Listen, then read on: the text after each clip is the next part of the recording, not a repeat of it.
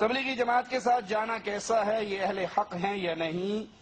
کسی بھی جماعت کو پہچاننا ہو تو ان کی کتابیں دیکھی جاتی ہیں۔ تبلیغی بھائیوں کی کتابیں فضائل اعمال، فضائل صدقات، شرک اور بدعات کی دعوت سے بھری ہوئی ہیں، لہذا ان کے ساتھ جانا بالکل جائز نہیں ہے جب تک یہ اپنی کتابوں سے شرکیہ واقعات اور عقائد کو نہ نکال دیں۔